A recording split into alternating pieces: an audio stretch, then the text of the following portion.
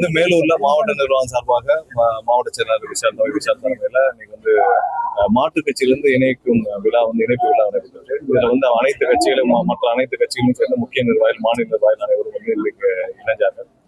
கண்டிப்பாக அடுத்தடுத்த கட்டத்திற்கு கட்சியின் செயல்பாடு கட்சியின் கட்டமைப்புகள் இதை வலுப்படுத்தும் விதமாக மாவட்டம் அனைவரும் இணைந்து வேலை பார்த்துட்டு இருக்காங்க. அடுத்து வர உள்ளாட்சி தேர்தலுக்கும் தயாரிப்பு பணிகள் வெகுவாக நடந்துட்டு வந்து அடுத்தடுத்த நடந்துட்டு வருது. கண்டிப்பாக ஒவ்வொரு இடத்துலையும் பெரிய அளவுல மாற்றுக் கட்சியிலிருந்து ஒவ்வொரு நாளும் ஒவ்வொரு சட்டமன்றத்திலும் இணைஞ்சிட்டு வராங்க. அவர்களையும் அரவணைத்து அவர்களையும் அடுத்த கட்டத்துக்கு கட்சியை உள்ளடக்கி கட்சியையும் அவங்களுக்கு தேவையான ஸ்பேஸையும் கிரியேட் பண்ணி கண்டிப்பா நான் அடுத்த நிலைமை கொண்டு போறதுக்காக வேலையை நடத்துவோம். வேற ஸ்பெசிபிக் கொஸ்டின்ஸ்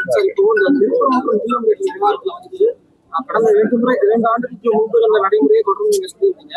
ஆனா தீபம் ஏற்றணும் அப்படின்னு சொல்லிட்டு நீதிபதி உத்தரவு போட்டு எதிராக மேல்முறையீடு இன்னும் அரசு செய்யாம இருக்காங்க. அரசாங்கம் சார்பாக எல்லா மேல்முறையும் செய்யப்பட்டுதான் வருது. ஏன்னா இது வந்து நீதிமன்றத்துல கடந்த ஆட்சியில திமுக வந்து தவறாக கையாண்டதன் விளைவுதான் இப்ப இருக்கிற ஏன்னா திமுக வந்து இந்த கேஸை வந்து சரியாக முறையாக கையாளவில்லை. இந்த பிரச்சனையை இவ்வளவு தூரம் கொண்டு போய் விட்டதே திமுக தான் காரணம். கண்டிப்பா அது வந்து என்ன மாதிரியான சாத்தியக்கூறு அது இவ்வளவு தூரம் பிரச்சனையை கொண்டு போய் விட்டு இதுல தேவையில்லாமல் அங்க வந்து கோயில் நிர்வாகம் சார்பாக அப்புறம் தவறான ஒரு அறிக்கை, அதுக்கப்புறம் காவல்துறையில இருந்து ஒரு போட்டப்பட்ட எஃப்ஐஆர், மசூதிக்கு போனவங்க மேல போடப்பட்ட எஃப்ஐஆர், இது மாதிரி ஒவ்வொரு இடத்துலயும் திமுக செய்த தவறு தான் இது இன்னைக்கு இவ்வளவு தூரம் மோசமா வந்திருக்கு. கண்டிப்பா சட்டப்பூர்வமாக, ஏன்னா இது வந்து மக்களுடைய அமைதி சம்பந்தப்பட்ட விஷயம், மக்கள் சம்பந்தப்பட்ட விஷயம். தமிழகத்துல என்றும் வந்து இந்த மாதிரியான மதவாத விஷயத்திற்கு மதத்தை வைத்து அரசியல் செய்ய தமிழக மக்களும் விரும்ப மாட்டார், எங்களுடைய தலைவரும் விரும்ப மாட்டார். ஸோ கண்டிப்பா அதற்கு என்றுக்கும் தமிழக வெற்றி கழகம் இடம் கொடுக்காது. அது ரொம்ப உறுதியாக இருக்கும். கண்டிப்பா நீதிமன்றத்தில் முறையாக இங்க உள்ள நிலைமை அனைத்தையும் முறையிட்டு இது முறையாக நீதிமன்றத்தில் வாயிலாகவே சட்டப்பூர்வமாகவே நம்ம வந்து இதற்கான ஒரு அமைதியான தீர்வை நம்ம கொண்டு வருவோம். ஆனால் எந்த காலத்திலும் கண்டிப்பா வந்து இன்னைக்கு இருக்கிற நடைமுறையில மக்கள் சம்பந்தப்பட்ட விஷயம். இதுல வந்து எந்த கட்சியும் அவருடைய அரசியல் ஆதாயத்திற்காக இந்த மாதிரியான முயற்சிகள் செய்து வந்துடுறாங்க. அது கடந்த ஆண்டுகள்ல இப்ப நீதிமன்றத்துல ஏன் இவ்வளவு தூரம் மோசமா கையாளப்பட்டுச்சுன்னா, நீதிமன்றத்துல கடந்த ஆட்சியில் திமுக செய்த தவறு அதோடைய உங்களுக்கு எல்லாம் தெரியும். அதோடைய பப்ளிக் ப்ராசிக்யூட்டர் கடைசி நேரம் வரைக்கும் 3வது நாள் எல்லாம் மொபிலைஸ் பண்ணிட்டு இருக்காங்க. மொபிலைஸ் பண்ற ஒரு இடத்துல வந்து ஒருத்தர் பிரச்சனை பண்ணுவோம் மொபிலைஸ் பண்றாங்க. ஒரு தரப்பினர் ஒரு மத பிரச்சனை தூண்டிவிடும் விதமாக மொபிலைஸ் பண்றாங்க. அப்ப என்ன பண்ணிருக்கணும், அரசுக்கு லா அண்ட் ஆர்டர் கையில வச்சிருக்க முதல்வர் எல்லாம் சேர்ந்து மொபிலைஸ் பண்ண விடாம ஃபர்ஸ்ட் தடுத்திருக்கணும்.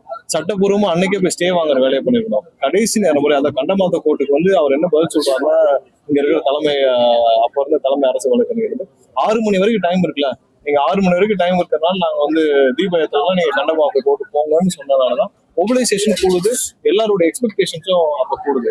அது 3 நாள் டைம் இருந்தப்ப நேரடியாக என்ன பிரச்சனை எல்லாரும் ஆராய்ந்து முறையாக அப்பவே ஸ்டே வாங்கியிருந்தா இவ்வளவு பெரிய பிரச்சனை உருவாக்கி இருக்காது. திமுக வேண்டுமென்றே அவங்களுடைய அரசியல் ஆதாயத்திற்கு தூண்டி விட்டுருக்காங்க. கண்டிப்பா தமிழகத்துல எந்த உணர்வுபூர்வமான மதம் சார்ந்தோ இல்ல வேற மாதிரியான சமூகம் சார்ந்தோ எந்த பிரச்சனையும் வைத்து அரசியல் செய்ய கண்டிப்பா தமிழக வெற்றிக்கிறாங்க எங்களுடைய தலைவர் அண்ணன் விஜய் அவர்கள் அனுமதிக்க மாட்டார். 100% மக்களோட அமைதி மட்டும்தான் முன்னுரிமை கொடுக்கப்படும். இந்த மாதிரியான மதம் சார்ந்த விஷயங்கள், சமூகம் சார்ந்த விஷயங்கள், எந்த எமோஷனல் விஷயத்தையும் வைத்து அரசியல் செய்ய வேண்டிய அவசியம் இருக்கிறது.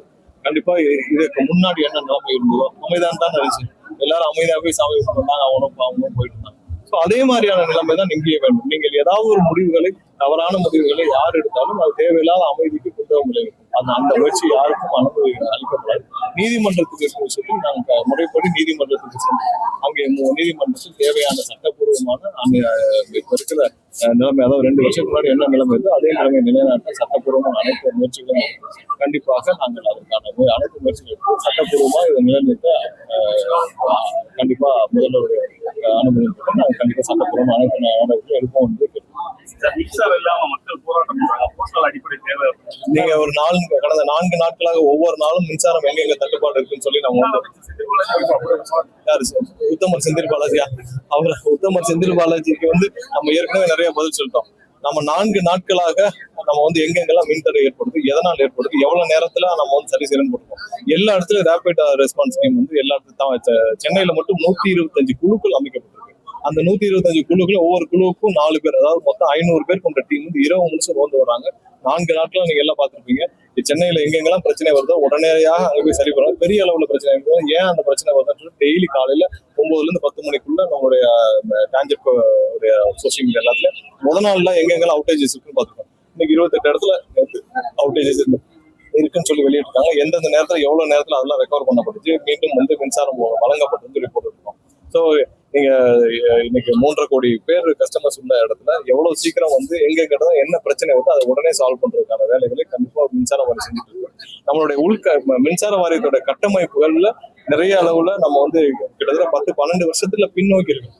இன்னைக்கு சப்ஸ்டேஷன்ஸ் எவ்வளவு தேவைன்னா நம்ம 12 வருஷத்துக்கு முன்னாடி என்ன தேவையோ அந்த இடத்துல நம்ம இன்னைக்கு இருக்கோம். இன்னைக்கு இருக்கிற டிரான்ஸ்ஃபார்மர்ஸ் 4.5 லட்சம் டிரான்ஸ்ஃபார்மர்ஸ் இருக்குன்னா அதெல்லாம் நாங்கள் கண்டிப்பா வெள்ளை அறிக்கையாக கொடுப்போம். எத்தனை லட்சம் டிரான்ஸ்ஃபார்மர்ஸ் 20 வருஷம் பழசு, 15 வருஷம் பழசுன்னு சொல்லுவோம். இவங்களுடைய ஆட்சி காலத்துல 5 வருஷத்துக்கு, அதுக்கு முன்னாடி இருந்த 5 வருஷத்துக்கு, அதுக்கு முன்னாடி இருந்த 5 வருஷம் எவ்வளவு தூரம் இந்த கட்டமைப்புகளை வலுப்படுத்துறதுக்கு என்ன வேலை செஞ்சாங்கன்னு நம்ம செஞ்சுக்கிறோம். இனிமேல் நம்ம என்ன செய்ய போறோமோ கண்டிப்பா சொல்ல போறோம். மின்சார வாரியத்துடைய கட்டமைப்புகள் அனைத்தும் சீரமைக்கும் வேலைகளை செஞ்சுட்டு வரோம். எங்கெங்கெல்லாம் ஊழல் இருந்தோ, உத்தமர் செந்தில் பாலாஜி என்னென்ன செய்தார், அவர் பீரியட்ல என்னென்ன ஊழல்கள் நடந்துச்சு எல்லாமே சிபிஐ விசாரணையில இருக்கு. அவரெல்லாம் பேசுவதற்கு, இந்த துறையை பற்றி பேசுவதற்கு எந்த தகுதியும் இல்லாதவங்க நம்மளுடைய உத்தமர் செந்தில் பாலாஜி. ஏன்னா ஒவ்வொரு இடத்துலயும் அவர் போக்குவரத்து துறைக்கு போனார். போக்குவரத்து துறையில வெளியே வந்தப்ப இப்போ வரைக்கும் போக்குவரத்து துறை மேல வரல. போக்குவரத்து துறையில அவர் செஞ்ச ஊழல் அவர் கையாடல் எவ்வளவு பேர்ட்ட பணம் வாங்கி வேலை வாங்கி தரேன்னு சொல்லிட்டு இப்போ வரைக்கும் அந்த வழக்கு நடந்துருக்கு. 2000 பேர் மட்டும் அதுல அக்யூஸ் இருந்திருக்காங்க. 2000 பேர் அக்யூஸ்னா ஒரு ஆள் 10 பேர் ஏமாத்தலாம், எவ்வளவு பேர் ஏமாத்திருக்காங்க? 2000 பேர் வரைக்கும் அவ்வளவு தூரம் ஒவ்வொரு இடத்திலும் போனா அந்த இடத்தை முழுவதும் முடிச்சுட்டு வர்றதுதான் உத்தமர் செந்தில் பாலாஜி வேலை. இன்னைக்கு மின்சாரத்துறையில் இவர் செய்த ஊழல் சிபிஐல போய் நிற்குது. இதை 3 வருடமா குரல் கொடுத்துருக்கோம். 44,000 டிரான்ஸ்ஃபார்மர் ப்ரொக்யூர்மெண்ட் நடந்த ஊழல்களை நாங்க முதல்ல சொல்லிட்டு வரோம். இன்னைக்கு சிபிஐல உயர்நீதிமன்றமே சொல்லியிருக்கு. எப்படி இவ்வளவு தூரம் 44,000 டிரான்ஸ்ஃபார்மர்ல இவ்வளவு தூரம் ஊழல் நடந்திருக்குன்னு சொல்லி உயர்நீதிமன்றமே தலையிட்டு இதை சிபிஐ மாத்திருக்காங்க. அது அவ்வளவு தூரம் 3 வருஷம் பலப்பட்ட போராட்டத்திற்கு பிறகு இப்பதான் கடந்த ஒரு மாசம் வரை, அதாவது நமது அரசு பொறுப்பேற்கிறதுக்கு முன்னாடி சிபிஐக்கு உத்தரவிடப்பட்டது. அதையும் மேல்முறையீடு செஞ்சு அப்ப இருக்கிற அரசு, அதாவது போன உத்தமருடைய அரசு, அந்த அரசு மேல்முறை போனாங்க. அது சிபிஐக்கு உச்சநீதிமன்றத்தில் மீண்டும் அதை சிபிஐக்கு கொடுக்க சொல்லி டைரக்ஷன் கொடுத்துருக்காங்க. ஸோ கண்டிப்பா ஊழல்கள் நிறுத்தப்பட்டிருக்கு. மின்சார வாரியத்தில் எங்கெங்கெல்லாம் லீக்கேஜஸ் இருக்கு, எங்கெங்கெல்லாம் ஊழல்கள் பெரிய அளவில் வச்சோ அதெல்லாம் நிறுத்தப்பட்டிருக்கு. ஒவ்வொரு இடத்துல எங்கெங்கெல்லாம் முறைகேடு இருக்கோ, முறைகேடுக்கு வழிவகுக்கும் அனைத்து பாலிசி லெவல் டெசிஷன்ஸும் எடுத்திருக்கோம். எங்கெங்கெல்லாம் தவறாக முறைகேடுகள் நடக்கப்பட்டுச்சு, சோலார் பேனல் அப்ளிகேஷன்ஸ் எவ்வளவு முறைகேடு உலகத்துக்கே தெரியும். சோலார் அப்ளிகேஷன்ஸ் 1 மெகாவாட் வாங்கணும்னா என்ன பண்ணணும்னு தெரியும். உத்தமர்கிட்ட கேளுங்க.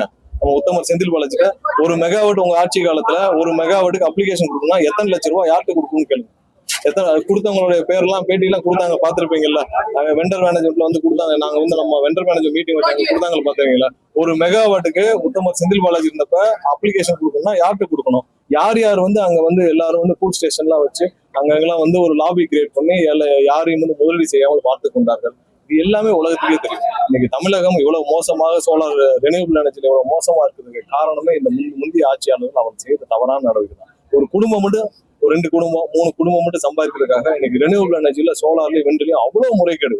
யாரையும் உள்ள அவ்வளவு சீக்கிரம் எளிதில் இன்வெஸ்ட் பண்ண முடியாது. இவங்களே தான் ஒரு சில லாபி அமைச்சிட்டு இவங்க மூலியமா தான் போனோம். இடமும் ரியல் எஸ்டேட்டும் இவங்க தான் ஒரு 300 ஏக்கரை வாங்கி வச்சுட்டு அங்கேயே ஸ்டேஷன் போட்டு இவங்க மூலியமா இடமும் ரியல் எஸ்டேட்டையும் பணம், போய் கனெக்டிவிட்டிக்கும் பணம், அது கமிஷன் பண்றதுலயே பணம், கொண்டு போய் கனெக்டிவிட்டி கொடுக்குறது, எல்லாத்துலயும் பணமாக இருந்தது. அனைத்து முறைகளிலும் நம்ம ஒவ்வொன்றா மாத்திக்கிட்டு வரோம், ஒவ்வொன்றையும் திருத்தி அமைச்சுட்டு வரோம். வெளியில இருந்து முதலீட்டாளர்கள், தொழிற்சாலைகள் அனைவரும் சுலபமாக இன்வெஸ்ட் பண்றதுக்கான வேலைகளை செஞ்சுட்டு வரோம். 100% இது மக்களுக்கான அரசு. எல்லா துறையிலும் இதே மாதிரி தான் இருக்கு. எல்லா துறையிலும் கண்டிப்பாக நம்ம சீரமைக்கும் பணிகள் எல்லாமே நடந்துட்டு இருக்கு. கண்டிப்பா மக்களுக்கான அரசா இருக்கும். நம்ம மின்சாரம்ல எங்கெங்கெல்லாம் தட்டுப்பாடு இருக்கு அதுல சீரமைக்கிற வேலையை 100% செஞ்சுட்டே தான் இருக்கும். எல்லா இடத்துலயும் ஒரு இடத்துல பண்ணிட்டே இருக்கோம். எங்கெங்கெல்லாம் இப்ப அதிக அளவுல நம்மளுடைய மேனுவல் எஃபர்ட்லாம் அதை சரி பண்ண முடியும். ஏன்னா நம்மளுடைய இன்ஃப்ராஸ்ட்ரக்சர் சரியா இல்லை. தேவையான இடத்துல லோடுகளை பேலன்ஸ் பண்றதுக்கான சப்ஸ்டேஷன்ஸ் போதுமானதாக இல்லை. டிரான்ஸ்ஃபார்மர் பழசா இருக்கு. ஸோ இதெல்லாம் பேலன்ஸ் பண்றதுக்கு இன்னைக்கு உடனடியாக மாற்று ஏற்பாடுகள் செய்யறது, தேவைப்பட்டால் அதிக அளவுல நம்ம கான்ட்ராக்ட் எம்ப்ளாயிஸ் வச்சு இன்னைக்கு சரி பண்ற வேலை, மேனுவலா சரி பண்ற வேலையில தான் செஞ்சுட்டு இருக்கோம். இன்னைக்கு இருக்க இன்ஃப்ராஸ்ட்ரக்சரை நம்ம சரி பண்றதுக்கு சில ஆண்டுகள் பிடிக்கும். அதுவரை நம்ம அதிகப்படியான ஊழியர்களை வைத்து நம்ம ஒவ்வொரு இடத்துலயும் இந்த மின்சார தடைகளை சரி பண்ணும் வேலைகளை நம்ம செஞ்சுட்டே தான் இருப்போம். அதுக்குள்ள இந்த பேரலால நம்ம மின்சார வாரிய கட்டமைப்புகளையும் வலுப்படுத்துற வேலை செய்வோம். இதெல்லாம் கண்டிப்பாக வெள்ளை இருக்கையா நாங்கள் வெளியிடுவோம். ஆட்சி நம்பிக்கை இல்லாம அடுத்த கட்சி சட்டமன்ற உறுப்பினர்கள் ஷாப்பிங் செஞ்சு பிஜேபியோட ஜெராக்ஸ் காப்பியா அதாவது திரு ஸ்டாலின் அவர்கள் ஒன்ன மட்டும் அவர் தெளிவுபடுத்திட்டோம். அவரும் திரு எடப்பாடி அவர்களும் சேர்ந்து ஆட்சி அமைக்க முயற்சி செய்தார்களா இல்லையா, அதை வந்து தெளிவுபடுத்தணும். ஏன்னா அங்க இருந்த கூட்டணி கட்சி, அவங்களோட கட்சியில இருந்து அவங்களோட கூட்டணி இருந்த தலைவர்களே பல பேர் இதை சொல்லியிருக்காங்க. நீங்க வந்து ஒரே விஷயம், நீங்களும் எடப்பாடியும் சேர்ந்து ஆட்சி அமைக்க முயற்சி செய்ததா இல்லையா, அதை மட்டும் தெளிவுபடுத்த சொல்லுங்க. ஏன்னா நீங்களும் இன்னைக்கு வந்து உங்களை எதிர்த்து அரசியல் செய்த அதிமுக சேர்ந்து அரசியல் செய்ய நினைச்சா எத்தனை பேர் அந்த கட்சியில பயணிப்பாங்க? நீங்க வந்து உங்க ரெண்டு குடும்பத்தை மற்றும் எடப்பாடி குடும்பத்தையும் ஸ்டாலின் குடும்பத்தையும் காப்பாற்றிக்கொள்ள நீங்கள் எல்லாவற்றையும் அடமானம் வச்சு, மக்களுக்கு இது வரைக்கும் வாக்களிச்ச அடமானம் வச்சு, எல்லாத்தையும் அடமானம் வச்சு நீங்க ரெண்டு பேரும் மட்டும் உங்கள் குடும்பத்தை காப்பாற்றிக்கொள்ள நீங்கள் முடிவெடுத்தீங்கன்னா உங்கள் கட்சியில் உங்களை நம்பி யாரு பயணிப்பா? ஒரு ஒன்றிய செயலாளர் பயணிக்க முடியுமா? ஏன்னா நாளைக்கு உங்க குடும்பத்தை காப்பாற்ற நீங்க எல்லாம் போய் பிஜேபி கூட இணைஞ்சிருவீங்க. அதேதான் திரு எடப்பாடி அவர்களும் சொன்னோம். அவரும் வந்து கட்சியை கழிச்சிட்டு நேரம் போய் பிஜேபியில இணைஞ்சு ஒரு மந்திரி வாங்கிட்டு போயிட்டே இருக்கும். ஒரு கேபினட் மினிஸ்டர் கொடுத்தா நீங்க நினைக்கிற நிலைமையில எல்லாரும் இருக்காங்க. அவங்களுடைய குடும்பத்தையும் அவங்களோட சொத்துக்களையும் காப்பாற்ற அவங்க என்ன முடிவு எடுக்கிறதுக்கும் தயாரா இருக்கனாலதான் நீங்க எல்லா இடத்துலயும் கட்சி தொண்டர்கள் வெளியேறிட்டு இருக்காங்க. நீங்க ஒவ்வொரு இடத்துலயும் பாத்தீங்கன்னா அதிமுக திமுக யார் யாரெல்லாம் வந்து அந்த அரசியல் அவர்கள் செய்யும் அரசியல் பிடிக்கல எல்லாரும் கட்சியை விட்டு வெளியேறிட்டே தான் இருக்காங்க. ஏன் வெளியேறாங்க? அந்த எம்எல்ஏக்கள் ரிசைன் பண்றதுக்கும் இதுக்கு என்ன சம்பந்தம் இருக்கு? உங்க கட்சியில் இருக்க மற்ற இடத்துல ஏன் இவ்வளவு தூரம் கட்சியை விட்டு வெளியேறிட்டே இருக்காங்க? இதுக்கு முக்கிய காரணம் உங்க ரெண்டு பேரோட சுயநல முடிவுகள் தான். நீங்க ரெண்டு பேரும் சேர்ந்த ஆட்சி இப்பயும் அந்த முயற்சியை செய்து கொண்டிருக்காங்க. இப்பயும் திமுகவும் அதிமுகவும் சேர்ந்து அனைத்து முயற்சிகளையும் எங்கெங்கெல்லாம் சூழ்ச்சி செய்து எங்களுக்கு எதிராக என்ன செய்யணுமோ 100% எல்லா இடத்துலையும் சூழ்ச்சிகளை செய்து கொண்டேதான் இருக்கிறார்கள். ஒவ்வொரு இடத்திலும் கண்டிப்பாக மக்கள் துணையுடன் மக்கள் சக்தியுடன் இந்த சூழ்ச்சிகள் அனைத்தையும் நாங்கள் மக்கள் முறியடித்து மீண்டும் இந்த ஆட்சி வந்து அடுத்த நிரந்தரமாக எங்களுடைய தலைவர் அண்ணன் விஜய் அவர்கள் இன்னும் 40-50 ஆண்டுகளுக்கு தமிழக முதல்வராக தொடர்றார். அது எந்த மாற்றத்திற்கும்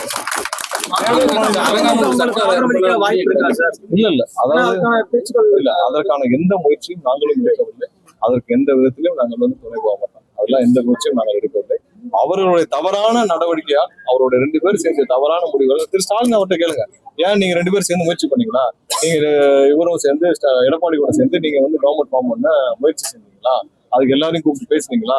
பேசினால்தான் உங்க கட்சி கூட்டணி கட்சி உங்களுடைய கூட்டணி கட்சியில இருந்து எல்லாரும் போனாங்களா? இந்த முயற்சி உங்களுக்கே கொஞ்சம் கூட வெக்கமாக இல்லையா?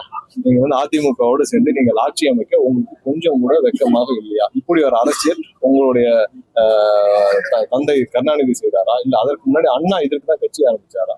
நீங்கள் வந்து உங்க குடும்பத்தை காப்பாற்ற நீங்கள் மட்டும் போய் உங்க குடும்ப சொத்தை காப்பாற்ற நீங்க ரெண்டு பேரும் சேர்ந்து கவர்மெண்ட்டை ஃபார்ம் பண்றதுக்கு அண்ணாவுடைய மனசாட்சி கொஞ்சமாவது அங்க இருந்தால் யாராவது வந்து ஏற்றுக்கொள்வாங்களா? இதை முதல்ல அவர் தெளிவுபடுத்த சொல்லுங்க. மற்றது பார்த்தோம். ஆனால் என்ன அவர் இப்போ அதே வேலை தான் பண்ணிட்டு இருக்காரு. இப்பயும் எடப்பாடியும் திரு ஸ்டாலின் அவர்களும் சேர்ந்து ஏதாவது ஒரு வழியில குறுக்கு வழியில உள்ள வர முடியுமான்னு முயற்சி செய்துட்டே இருக்காங்க.